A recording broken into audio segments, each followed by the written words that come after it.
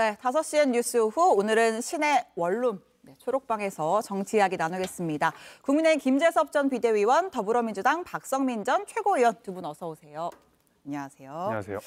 네, 앞서 영상으로 잠깐 봤는데 폭염이 다시 온다더니 국회도 다시 뜨거워졌습니다. 자, 오늘 첫 번째 주제 바로 가죠. 자, 민주당과 한바탕. 네, 사진은 원희룡 장관입니다. 원희룡 국토부 장관이 서울 양평 고속도로 백지화 선언 20일 만에 국회 국토위에 출석을 했고요. 이 노선 변경 과정에서 원 장관이 김건희 여사 일가의 땅의 존재 여부 알았는지 이런 게 또 쟁점이 됐습니다. 예상대로 민주당과 뜨겁게 붙었는데 어떻게 붙었는지를 직접 들어보겠습니다. 기만적인 자료 공개로 국회와 국민을 무시해온 원희룡 장관의 사과부터 받고 위원장님께서는 장관의 사과를 먼저 좀 받아주시길 요청드립니다. 국토부가 머리 숙여 사과한다. 그거부터 올리시고. 이해찬 전 민주당 대표가 난데없이 이 특혜 의혹을 들고 나와서 이 민주당 당원 교육인가 그런 자리에서 했고요.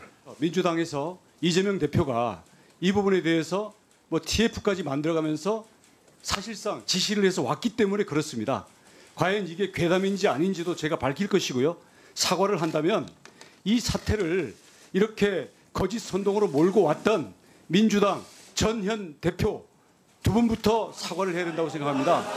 우리 국민들께서 네, 마지막에 웅성웅성합니다. 그러니까 장관이 먼저 사과해라, 민주당부터 사과해라, 이렇게 설전이 오갔는데 어쨌든 논란이 적지 않았던 일이죠. 이 양평 고속도로 주무부처 장관으로서 사과하는 거 좀 힘들었을까요? 이게 사과를 하려면 잘해야 되거든요. 네. 그러니까 어설프게 사과하면 더 욕먹잖아요. 네. 근데 사과를 잘하는 방법 이거 인터넷 검색하면 자세히 나옵니다. 네. 근데 첫 번째가 이제 누가 사과하느냐. 네. 이거 원희룡 장관이 사과하라는 얘기인 거겠죠. 네. 그다음에 언제 어디서 사과를 하느냐. 그러니까 무슨 잘못을 했느냐. 네. 누구에게 어떤 피해를 입혔느냐. 이제 이것이 사과의 내용으로 들어가야 진정한 사과가 되는데 네. 원희룡 장관 입장에서도 사과를 제대로 하려면 누가 어떻게 피해를 받고 본인이 어디서 어떻게 잘못을 했는지가 명확해져야 되는데 네. 야당은 그냥 덮어놓고 지금 사과부터 하라고 하고 있거든요. 뭘 사과할지도 모르는데 뭘 사과하라고 사과해야 하니까? 되는지 모르겠어요. 그러니까 백지화한 걸 사과하라는 건지 자료 제출을 안 한 걸 사과하라는 건지 네. 자료 제출이 미비한 것을 사과하라는 건지 네. 무턱대고 사과하라고 그러면 어떻게 사과를 합니까? 뭔가 지적을 해놓고 이 부분에 대해 사과하세요가 아니잖아요. 지금 네. 보면 그냥 양평 땅 문제와 관련돼서 무조건 국토부 잘못했으니까 사과하세요거든요. 네. 근데 저는 그런 공격에 대해서 어떤 사과를 해야 될지 잘 모르겠어요. 네. 그러면서 또 역공까지 이어갔습니다. 내가 사과할 일이 아니다. 이거 정치적 공세를 처음 시작했던 민주당의 이해찬 전 대표와 이재명 대표가 또 사과를 해야 된다. 이렇게 역공을 하던데 어떻게 보셨습니까? 원희룡 장관께서 이제 할 말이 없으니까 남 탓을 저는 하는 네. 거다라고 보여졌는데요. 당연히 이 사업 같은 경우에는 몇 년 동안 검토되었던 원안 노선 대비해서 네. 50% 넘게 노선이 바뀌는 그리고 종점도 바뀌는 그런 대안을 내놓았다면 그게 과연 합리적이고 상식적으로 결정이 되었느냐라는 점은 충분히 야당으로서 정부에 물을 수 있는 부분이라고 생각을 합니다. 네. 여기에 대해서 국토부는 사실 일관된 근거를 제시하지도 못했습니다.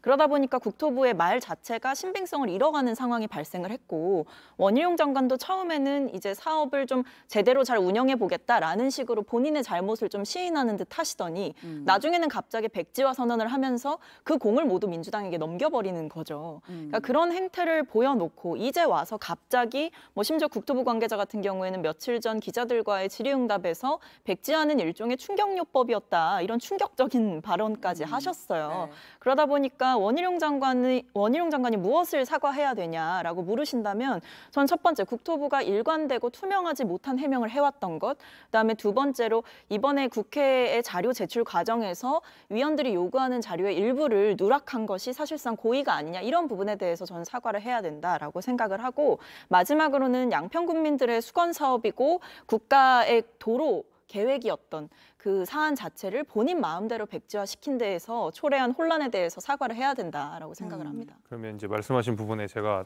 왜 사과를 할 수 없는지를 말씀을 드릴게요. 네. 첫 번째로 자료 제출 안 했다라고 하는데 자료 제출 유례 없이 많이 했죠. 국토부가 상당 기간 10년이 넘는 기간 동안에 있었던 자료들을 하나도 빠짐없이 다 자료 제출을 했다라고 국토부가 했었고요. 해당 사업 관련해서 한 7년간 한 55건 그렇죠. 정도의 그 자료를 정도. 제출했다고 했습니다. 굉장히 네. 수년간에 걸친 자료들을 다 공개를 했고요. 누락한 거 있다라고 했는데 그 누락한 내용이 국토부한테 유리한 주장입니다. 그러니까 고의로 누락할 리가 없는 내용이었다라는 거죠. 그렇기 때문에 누락한 거 가지고 사과를 할 이유는 없을 것 같고요. 말씀하신 대로 뭐 백지화에 따른 혼란 여기에 대해서 뭐 정책 책임이 있다 그러면 네. 이와 동등하게 민주당에서도 책임이 있다고 볼 수밖에 없는 것이고 그래서 말씀하신 대로 사과의 포인트를 정확하게 짚어주시면 사과를 하겠는데 어떤 지점에서 사과를 해야 되는지를 제가 잘 모르겠어서 이제 네. 되묻는 거였습니다. 국토위 회의가 지금 계속 진행 중이니까 또 저희가 현장에서 어떤 얘기 들리는지는 계속 전하고 그런데 좀 이 부분도 좀 재미가 있었습니다. 그러니까 민주당이 사과해라. 그 전에는 나도 재추진 못한다라고 원 장관이 얘기를 했었는데 또 오늘 발언을 들어보면 좀 뉘앙스가 다른 대목도 있어요. 그래서 그 부분도 저희가 준비를 했습니다.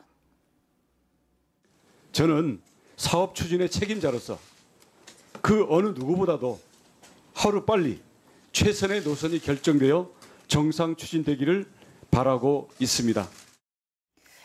그러니까 어쩔 수 없는 결정이었고 보시면 하루빨리 최선의 노선 결정돼서 정상 추진되길 바란다.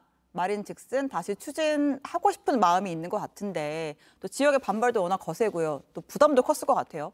네. 예, 같은 마음입니다. 하루라도 빨리 속개가 됐으면 좋겠어요. 이게 하루 이틀 된 사업도 아니고 네. 양평 군민들이 굉장히 오랫동안 원했던 수건 사업이기 때문에 하루라도 빨리 진행돼야 되는 것이 사실이고 네. 이 사업이 잘 안 됐을 때 가장 많이 피해를 보는 것은 당연히 서울에 계신 서울 시민, 그다음 양평 군민이고 정치적으로 가장 리스크를 많이 져야 되고 가장 피해를 많이 보는 건 원희룡 장관 본인일 겁니다. 네. 누가 봐도 이걸 빨리 추진해야 본인의 업적도 되고 성과도 되고 수도권의 표심, 수도권의 민심을 얻을 수가 있거든요. 근데 안 되는 것은 결국 이제 또 민주당에서 주장한 이게 원안이든 아니면은 수정안이든 네. 계속 민주당에서는 김건희 여사의 땅이 그 일가의 땅이 있다라는 이유만으로 앞으로도 계속 문제 지적을 할 거거든요. 그래서 하루라도 빨리 좀 속게 됐으면 하는 마음이 오히려 원희룡 장관이 가장 간절하지 않을까 저는 그렇게 생각합니다. 뭐 부담스러운 건 그러니까 백지화가 됐을 때 부담스러운 건 민주당도 마찬가지 입장인가요? 민주당은 원래부터 이 사업의 백지화를 주장한 적이 없어요. 네. 그러니까 백지화를 하신 거는 원희룡 장관의 결정이죠. 독단적인 결정이죠. 뭐 대통령실과도 상의를 하지 않으셨다고 하니 네. 저희는 그런 부분이 좀 어처구니가 없다라는 말씀을 드리는 거고요. 네. 사실 국정 운영을 하다 보면 당연히 장관으로서 여러 가지 논란에 대해서 해명하게 될 상황들을 직면합니다. 네. 그렇다고 그 논란이 되는 사업마다 다 백지화를 하는 게 책임 있는 장관의 자세인가요?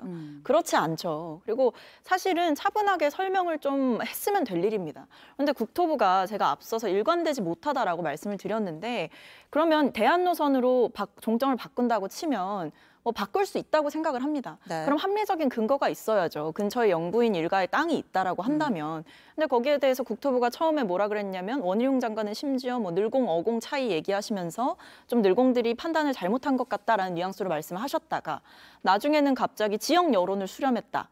라고 했는데 오히려 국토부가 양평군에 공문을 보낸 게 드러났죠. 노선에 대한 의견을 물으면서. 그 다음에는 또 민주당이 갑자기 좀 간담회에서 이런 사안들을 건의했다라고 얘기했는데 그런 사실이 사실은 객관적 증거로 제대로 증명되지 못한 부분이 있었고 마지막에는 이제 시행사 그러니까 용역을 맡겼던 업체가 그 노선을 제안했다라고 했는데 여기에 대해서 이번에 국토위에서 현안 질의한 걸 보면 보고서가 작성되지 않고 도면만 놓고 구도로 회의를 했다. 이렇게 말씀을 하세요.